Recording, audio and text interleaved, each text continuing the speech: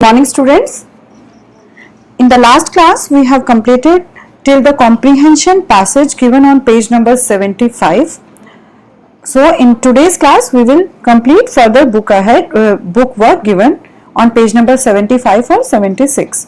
Okay, so on page number 75 under the heading let's write, first question is given in which you have to choose the correct form of the word teach or learn from the box given and complete the sentences.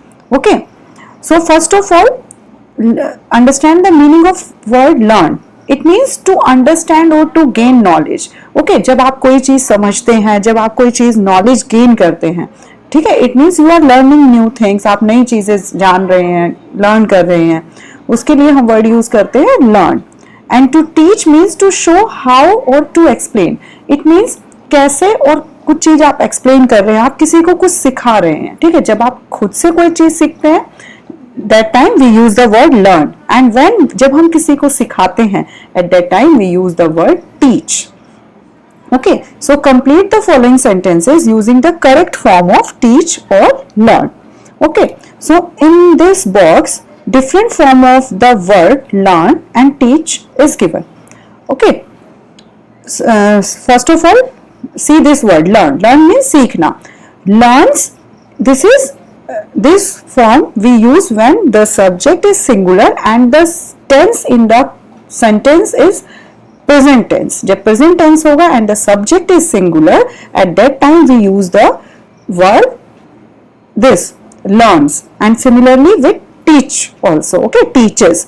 Okay, if subject is singular and the tense जो है that is given in the sentence is present tense, at that time we use teaches. This is the second form of word learn, learned, and this is the second form of the word teach, taught. Okay, and V1 means first form of the verb, V2 means second form of the verb, and V3 means third form of the verb. And has learned and has taught, has और have के साथ हम verb का third form use करते हैं.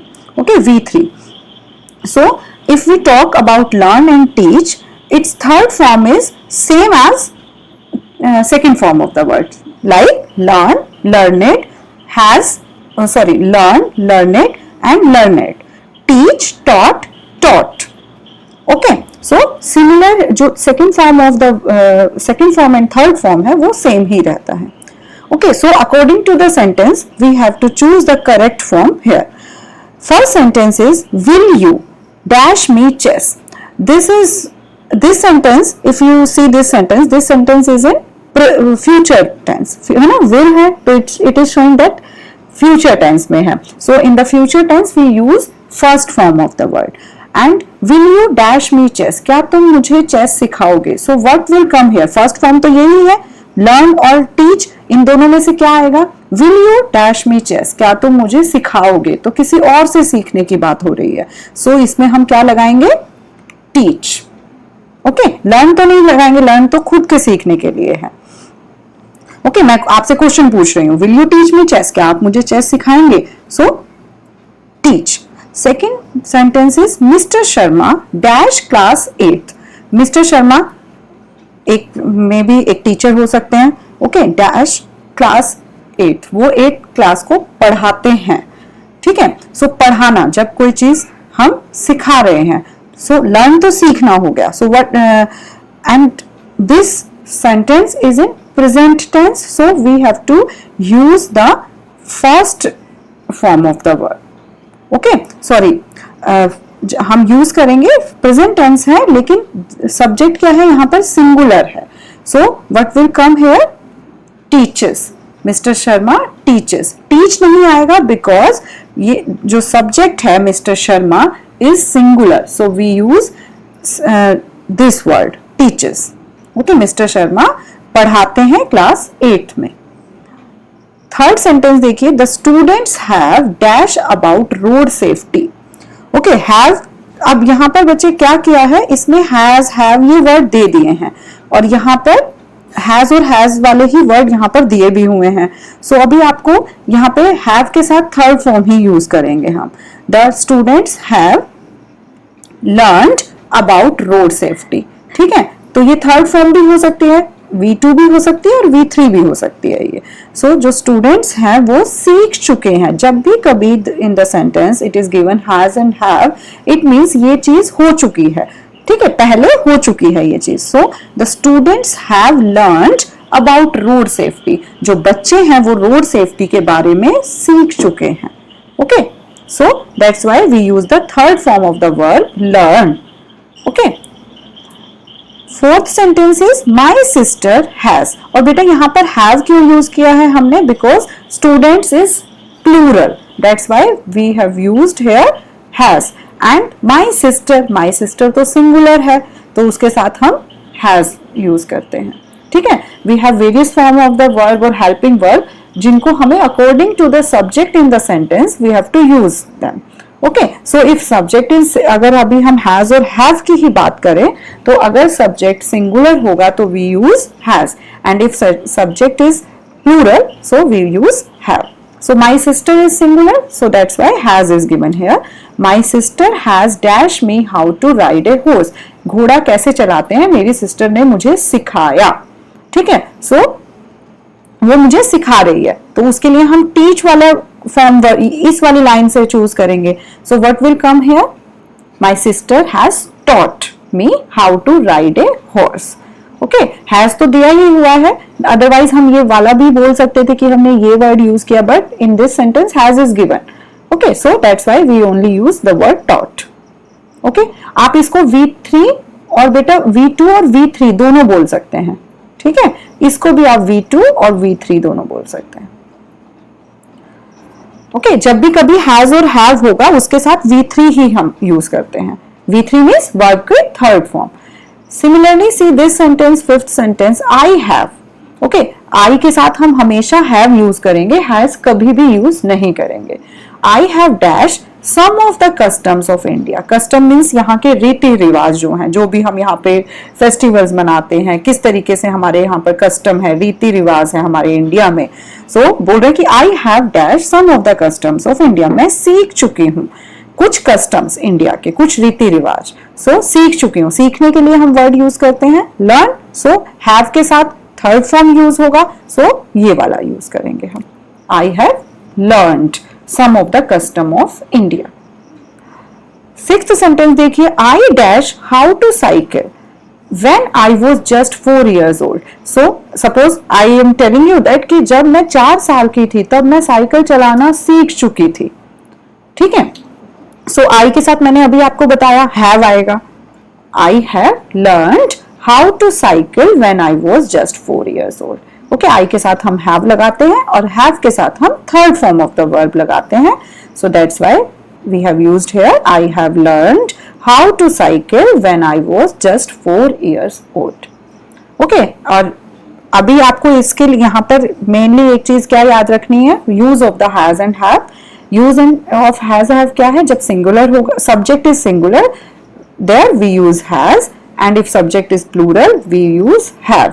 और I के साथ भी हम हैव ही यूज करेंगे, एंड हैज हैव के साथ हम वर्ब की थर्ड फॉर्म यूज करते हैं।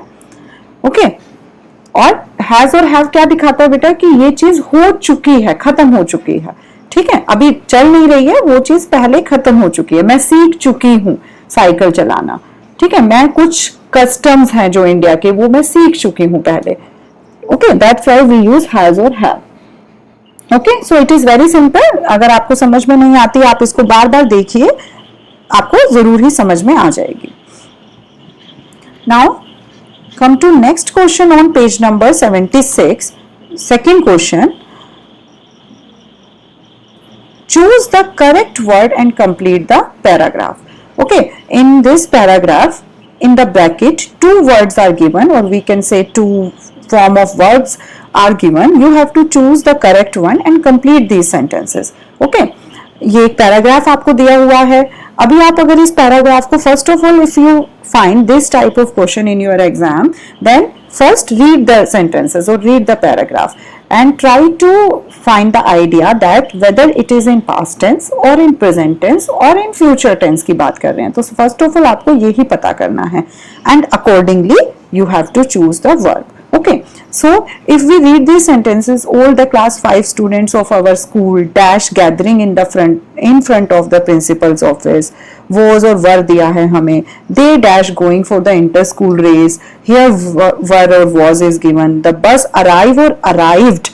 Okay, so again second form or we can say past form दिया है arrive का, and they leave left. यहाँ पे भी were है. So all these words are showing that this paragraph is in past tense. So you have to choose the past form of the words given in the bracket.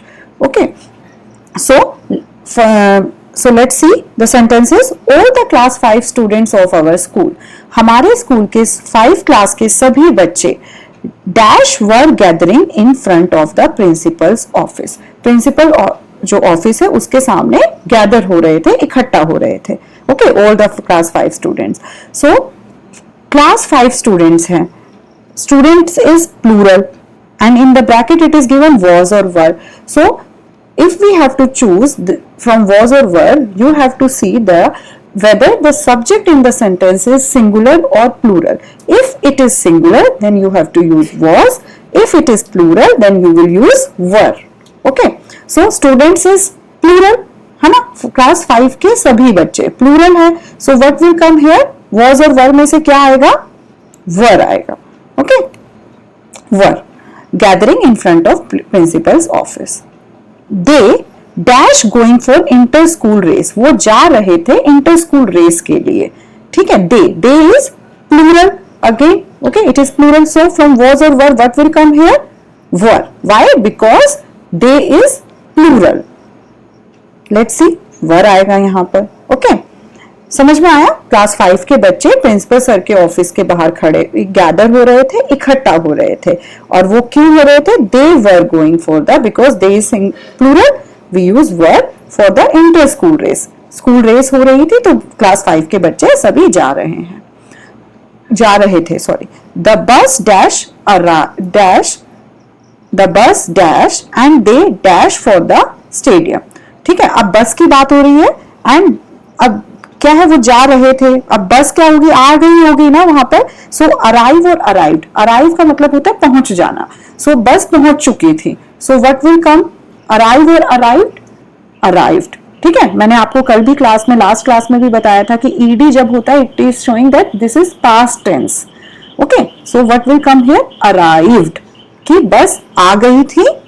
And they means जो वो बच्चे हैं, dash for the stadium, और वो stadium के लिए निकल गए थे. लीव और या लेफ्ट, जैसे sometimes in the class also we use the word कि if you do not want to study then leave the class. अगर आप नहीं पढ़ना चाहते हैं तो क्लास से चले जाइए. सो चले जाने के लिए जब उस जगह को आप छोड़ देते हैं उसके लिए हम लीव वर्ड यूज करते हैं. सो बस आ गई थी and they left for the stadium. Left क्यों आएगा? कि लीव और left is the second form. Okay, कि वो स्टेडियम के लिए निकल गए थे. They left for the stadium. Next sentence is the runners. Runners क्या है? अभी प्लूरल है. रनर्स बिकॉज एंड में एस है, so that's why we use were here. Okay, so the runners were dash to the starting point. जो runners हैं उनको starting point पर ले जाया गया. ओके, टेकिंग और टेकन है. So taken is the take, took and taken. Take is first form, took is second form and taken is third form. अभी आप सब पूछेंगे कि मैम यहाँ पे तो took होना चाहिए था, second form यूज करेंगे, taken हम क्यों यूज कर रहे हैं? बेटा, this sentence, the runners were taken to the starting point. This is the passive sentence. Okay, passive form of the sentence.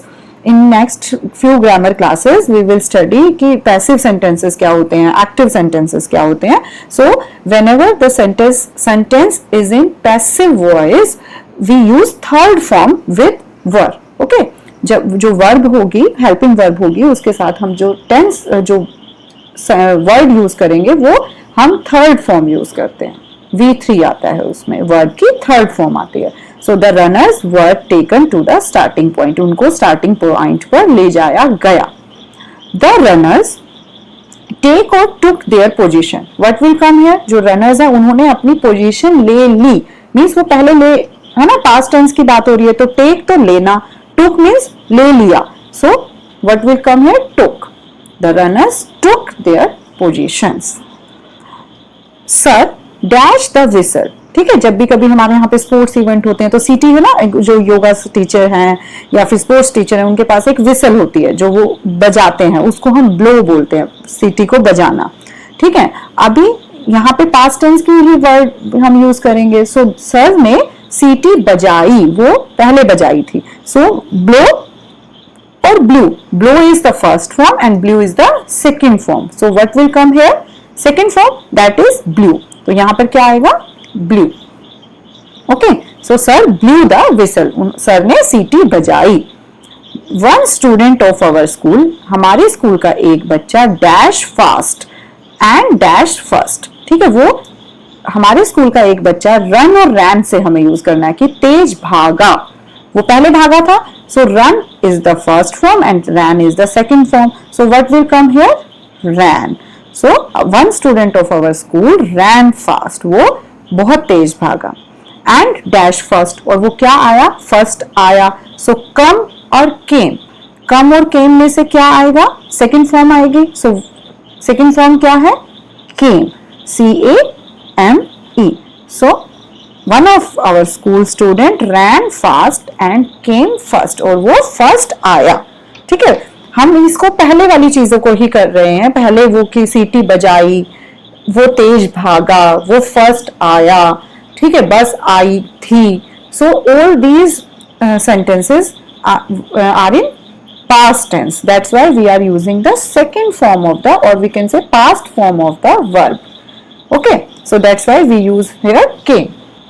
Next sentence देखिए, एवरीवन डैश देयर बेस्ट, सभी ने अपना सबसे अच्छा जो बेस्ट है वो किया, and our school dash the trophy, और हमारे स्कूल ने ट्रॉफी जीती, ओके। एवरीवन, सभी ने डू देयर बेस्ट और डिड देयर बेस्ट, इन दोनों में से क्या आएगा, डू मीन्स करना, कोई भी काम, डू योर होमवर्क, अपना काम करो, did you complete your homework, अगर हम ये बोलेंगे तो अब क्या होगा कि आपने क्या अपना काम पूरा किया, पहले किया, है ना, so everyone did their best, सभी ने अच्छा अपना सबसे बेस्ट किया, जितना भी वो तेज भाग सकते थे, मेहनत कर सकते थे, उन्होंने की, एंड आवर स्कूल, और हमारा स्कूल डैश द ट्रॉफी, और ट्रॉफी जीता, सो वन मीन्स जीता, पहले जीता, एंड विंस की जीती, ओके। सो अब इन दोनों में से क्या आएगा यहाँ पर, वॉन द ट्रॉफी, हमारे स्कूल ने ट्रॉफी जीती। Everyone dash joyous, joyous means जब जैसे सपोज आप बहुत कुछ गेम कंपटीशन जीत गए हैं, आप फर्स्ट आए हैं, तो सब बहुत खुश हो जाते हैं उसी के लिए कि सभी बहुत ही ना, जब हमारे स्कूल ने ट्रॉफी जीत ली है, हमारे बच्चे बहुत फर्स्ट आए हैं, सो सब बहुत खुश हो जाएंगे, तो everyone dash joyous, so feel, felt और फेल, ठीक है, फील मतलब महसूस किया, सब क्या फील कर रहे थे, जॉयस, सब बहुत ही खुश महसूस कर रहे थे, सो अब इसमें से आप ढूंढिए कि कौन सा पास्ट टेंस है, सेकंड फॉर्म है वर्ब फील का, फील, फेल्ट और फेल, ये तो फेल तो मीन्स गिरना ही हो गया, फॉल, फेल, है ना, फॉलन, गिरना, तो गिरना वाला तो ये आएगा ही नहीं, ओके। फील और फेल्ट में से देखिए सेकंड फॉर्म कौन सा है, सो फेल्ट है, so what will come here, felt, everyone felt joyous, सब बहुत ही खुश महसूस कर रहे थे, खुशी महसूस कर रहे थे, okay, this is very simple, you have to choose only the second form of the word given in the bracket, okay, and according to the subject, that whether it is singular or plural, you have to choose the word, okay। so you see again and again, आप इसको बार बार देखिए, अगर एक बार में आपको नहीं समझ में आता है तो डेफिनेटली आपको समझ में फिर आ जाएगा, okay। so now come to next question, third question, read the following sentences, in this question you have to complete the sentences by choosing the word for or since, okay, between since and for you have to choose the one word, और आपको ये sentences complete करने हैं, okay। so first of all we will understand the usage of this, for and since, for और since हम कब use करते हैं। तो आपको जब भी कभी ये सेंटेंस में ये वर्ड यूज करने के लिए आएगा, so first of all you have to find out whether the starting point is given in the sentence और नॉट। ओके, कि वो काम कब शुरू हुआ। ठीक है, जब वो काम का अगर शुरुआत हमें दे रखी है, स्टार्टिंग पॉइंट दे रखा है, तब आप हमेशा यूज करेंगे सिंस। Okay, since. एंड जब हमें कोई स्टार्टिंग पॉइंट नहीं दे रखा है, starting point is not clear, at that time you use for. Okay, so आपको सिर्फ एक बात ये ध्यान रखनी है कि आप सेंटेंस पढ़िए, you have to find out that whether starting point is given. If starting point is given then put since in the sentence. If it is not given then for. Okay, जैसे भैया has been studying in the same class for 2 years. जो भैया है वो 2 साल से same class में पढ़ रहे हैं। ठीक है, कौन से 2 साल से? स्टार्टिंग पॉइंट तो हमें नहीं पता है, 2 साल तो पता है, लेकिन कौन सा 2 साल, कब था वो 2 साल, तो वो इसलिए क्लियर नहीं है, so that's why we use for. And Munna was flying kite since morning, अब सुबह से वो उड़ा रहा है, तो मॉर्निंग, सिंस मॉर्निंग बता दिया हमें कि मॉर्निंग से उड़ा रहा है, तो हम क्या लगाएंगे? सिंस। अभी मॉर्निंग वाला टाइम जो है, starting point is given here, so that's why we have used since here.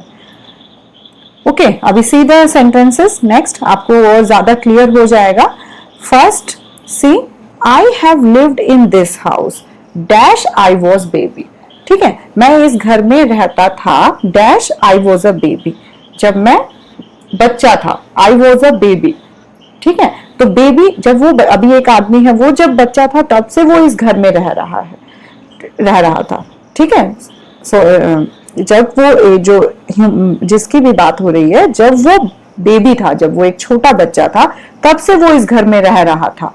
ठीक है, सो अभी हमें स्टार्टिंग पॉइंट यहां पर गिवन है ना, जब वो बच्चा था, तो वो स्टार्टिंग पॉइंट हो गया। So that's why what will come here, for और सिंस में से क्या आएगा?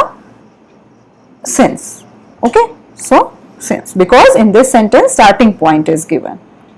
ओके, सेकेंड सेंटेंस देखिए, this big jar has been in our family dash many years. बहुत सालों से ये जार, जो बड़ा जार है, वो हमारी फैमिली में है। सो अभी हमें ये नहीं पता कौन से बहुत साल, क्या आपको वो साल की शुरुआत पता है कि पिछले कितने साल से? ठीक है, कि वो कौन, फॉर मैनी, सॉरी, कि डैश मैनी ईयर्स दिया हुआ है, कि सिर्फ कुछ साल, बहुत सालों से है वो। ठीक है, लेकिन वो कौन, कब साल शुरू हो रहे हैं, वो हमें स्टार्टिंग पॉइंट गिवन नहीं है।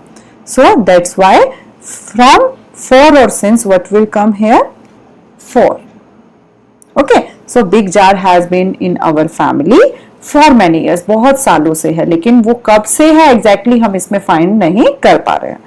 Okay, next see, the old banyan tree in the village has been there dash the last 200 years। पिछले 200 सालों से ये जो ओल्ड banyan ट्री है वो हमारे गांव में है, पिछले 200 साल। अगर इफ दिस इज 2020, सो पिछले 200 साल क्या हो गए? 1820, है ना। तो 1820 से, अब मैं इसको ऐसे निकाल सकती हूँ ना कि 1820 से ये हमारे गांव में है, in the has been there dash the last 200 years। तो लास्ट आ गया, मतलब अभी से पिछले 200 सालों से ये है। So it mean starting point क्या है उसका? 1820 है, 1820 से वो हमारे गांव में। तो स्टार्टिंग पॉइंट हम इसमें पता कर सकते हैं कि अभी से पिछले 200 साल से। ठीक है, so that's why what will come here, जिसमें स्टार्टिंग पॉइंट गिवन होगा उसमें क्या आएगा? Since. Let's see, since. Okay, so the old banyan tree in the village has been there since the last 200 years। if in this sentence last is not given, अगर last नहीं होता, the old banyan tree in the village has been there dash the 200 years। अगर इसमें last नहीं होता तो 200 साल, वो कौन से 200 साल? अभी से 200 साल, या आज से 2 साल पहले से हम 200 साल गिन रहे, तो अभी लास्ट, इसमें अगर हम लास्ट हटा देते हैं तो हम स्टार्टिंग पॉइंट नहीं फाइंड आउट कर पाते। At that time we can use for here. ठीक है, हम तब फॉर ही लगाते हैं इसमें, but in this sentence last is given कि पिछले 200 सालों से है, तो इट मीन स्टार्टिंग पॉइंट हम पता कर पा रहे हैं इसमें। That's why we use since here. And in this sentence, fourth sentence, nobody has seen him, किसी ने उसको नहीं देखा, डैश यस्टरडे, कल से, यस्टरडे मीन्स कल से, तो कल से उसको किसी ने नहीं देखा। तो यस्टरडे क्या है, स्टार्टिंग पॉइंट है कि कल से अभी तक उसको किसी ने नहीं देखा है। So in this sentence we can find out the starting point कि कब से बात हो रही है, कल से बात हो रही है, कल से हमने उसको नहीं देखा है। So what will come here, since और फॉर, सिंस, बिकॉज सिंस हम कहां पर यूज करेंगे, whenever there is starting point in the sentence, since. Okay, so अभी देखिए जैसे since I was a baby, इस सेंटेंस में ये स्टार्टिंग पॉइंट है बच्चे, ठीक है, तो that's why we use since. Dash many years, बहुत सालों से, लेकिन कौन, शुरुआत नहीं, बहुत साल तो बहुत हो सकते हैं ना, हो सकता है 10 साल से, 20 साल से, तो बहुत सालों से हमें एग्जैक्टली स्टार्टिंग पॉइंट नहीं पता है। सो फॉर लगा देंगे, लगाएंगे हम यहाँ पर। लास्ट 200 ईयर्स है, इट मीन्स स्टार्टिंग पॉइंट हम इसमें फाइंड कर सकते हैं, पता कर सकते हैं, दिया हुआ है इसलिए सिंस लगाया है। और येस्टरडे भी कि कल से हम किसी ने उसको नहीं देखा है, इसलिए सिंस आया है। Okay, so if the question comes that you have to choose for and since, so first of all read the sentence and try to find out whether the starting point in the sentence is given or not. जिसकी भी बात हो रही है उस sentence में, उसमें अगर स्टार्टिंग पॉइंट दिया हुआ है, so in that sentence use since, and if it is not given then use for. Okay, so this is your book work. यहाँ पे ये चैप्टर खत्म हो जाता है, लेकिन अभी इसमें हमने न्यू वर्ड्स नहीं देखा था, मैंने बीच में उसको मिस कर दिया था। इस बार मैं चाह रही थी कि पहले वो सब कंप्लीट हो जाए, बिकॉज इसमें हर चैप्टर में इसमें बहुत सारा हमें बुक वर्क दिया होता है, सो वो इसलिए इस बार इस चैप्टर में मिस हुआ था। So in this class we will cover this new words also. ये आपने बहुत अच्छे से पहले जब चैप्टर समझा है, वीडियो देखा है, तब उसमें आप देख चुके हैं। सो अगेन आपके लिए एक रिविजन हो जाएगा। So let's see, foundation, foundation means base, आधार, ठीक है। इन द चैप्टर जो एल्डर ब्रदर है, जो भैया है, इज सेइंग दैट कि I want my foundation to be very strong, मैं अपनी जो बेस है, मैं जो अपनी फाउंडेशन है वो बहुत ही स्ट्रांग चाहता हूँ, ठीक है। फाउंडेशन जो होता है, आधार जो होता है, बेस, नींव जो बोल सकते हैं हम हिंदी में, उसको हम बोलते हैं foundation. Second is firmly, firmly means मजबूती से, जो एक चीज एक ही जगह पे स्थिर है, वो हिल डुल नहीं रहा है, ठीक है। नॉट शेकिंग, शेक मीन्स हिलना, है ना, शेक, कप, कोई चीज कप कपा रही है, जैसे in previous class I told you one word tremblingly, है ना, ट्रेमिंगली मीन्स कांपना। फर्मली मीन्स जो कप कपाहट नहीं है, कोई मूवमेंट नहीं है, वो स्थिर है, अपनी जगह पे अडिग है, ठीक है, उसको हम क्या बोलेंगे, फर्मली, ठीक है। जैसे बहुत ही पुराना पेड़ है, उसकी जड़ें जमीन में बहुत ही ज्यादा मजबूती से हैं, जो रूट्स हैं उसकी, सो हम उस टाइम भी वर्ड यूज कर सकते हैं फर्मली। जो रूट्स हैं उसने, जो जमीन है उसने पेड़ को बहुत ही फर्मली पकड़ा हुआ है, स्थिर है वो वहां पर। Third word is several, several means many, ठीक है। I have read this book several times, मैं इस बुक को बहुत बार पढ़ चुकी हूँ, ठीक है। मैनी, बहुत, ओके, सेवरल मीन्स मैनी, बहुत बार। जब बहुत के लिए वर्ड यूज करते हैं तब हम वर्ड यूज करते हैं सेवरल।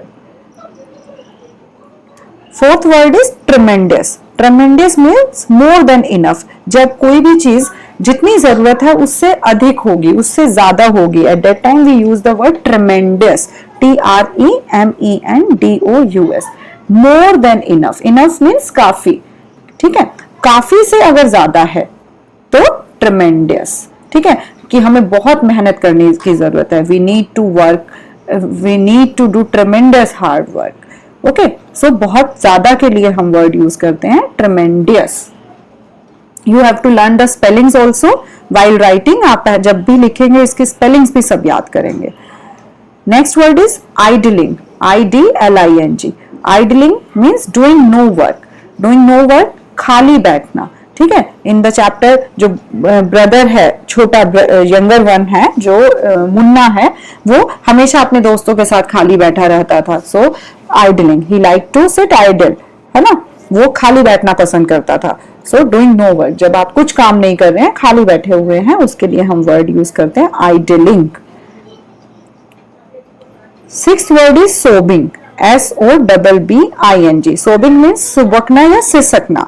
जब क्राइंग इन लो वॉइस, आप रो रहे हैं लेकिन बहुत ही धीमी आवाज में रो रहे हैं, बहुत तेज तेज चिल्लाकर नहीं रो रहे हैं, सो एट दैट उसके लिए हम वर्ड यूज करते हैं सोबिंग। ओके, जब थोड़ी थोड़ी आवाज करके, crying in low voice, सिसकना।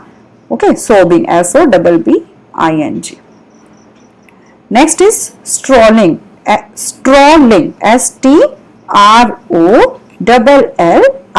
Strolling means wandering here and there. Wandering means इधर उधर घूमने को ही हम वेंडर बोलते हैं, वेंडरिंग बोलते हैं। ठीक है, घूमना। जब हेयर एंड देयर, यहां वहां घूमना। Okay, strolling. For that we use the word strolling also, STROLLING, strolling. Next word punctuality, PUNCTUALITY, punctuality, regularity, नियमितता। ठीक है, जब कभी भी आप कुछ भी काम समय पे करते हैं, रेगुलर करते हैं, if you submit your copy regularly on time, तो it means you are punctual. ठीक है, सो आप पंक्चुअल हैं, आप नियमित हैं कि आप रेगुलर अपना काम कंप्लीट करते हैं, आप कॉपी सबमिट करते हैं। तो जो भी है उसमें अगर हम रेगुलर हैं, हम टाइम पे अपनी चीजें कर रहे हैं, so we use the word punctuality. Ninth word is grab, GRAB, grab. Grab means catch tightly. अगर आप किसी भी चीज को जोर से पकड़े हुए हैं, टाइटली पकड़ रखा है आपने उसको, so we use word grab. Okay, पकड़ना मीन्स आपने उसको सिर्फ पकड़ा, लेकिन आपने उसे बहुत मजबूती से, बहुत जोर से पकड़ा हुआ है, तब हम उसको वर्ड यूज करते हैं ग्रैब, GRAB। ओके, जोर से पकड़ना, catch tightly. Next word and last word is rush, RUSH, reaching soon, शीघ्र पहुंचना। जब आप कहीं पर भी, किसी भी जगह पर बहुत जल्दी में जा रहे हैं, ठीक है, बहुत जल्दी है आपको वहां पर पहुंचने की, at that time we use word rush, है ना। जब वो बोलता है कि अगर मैं बीमार हो जाऊंगा तो आप, तुम माँ बाबा के पास रश कर, यू रश बैक होम, तुम घर वापस जाओगे। ठीक है, सो रश हम कब यूज करेंगे? जब हम जल्दी में होंगे कहीं पर भी पहुंचने के लिए, at that time we use the word rush, RUSH। Okay, so these are the new words, 10 new words with the meaning. These 10 words you will write in your copies, and other book work जो है वो आप अपनी book में ही complete करेंगे. There is no need to write in the copies that question 1 and 2, 1, 2 and 3. You will write only the new words in your copy. Okay. So with this we have completed this chapter. In the next class we will start new poem Frog. Okay. So till then, bye bye and take care.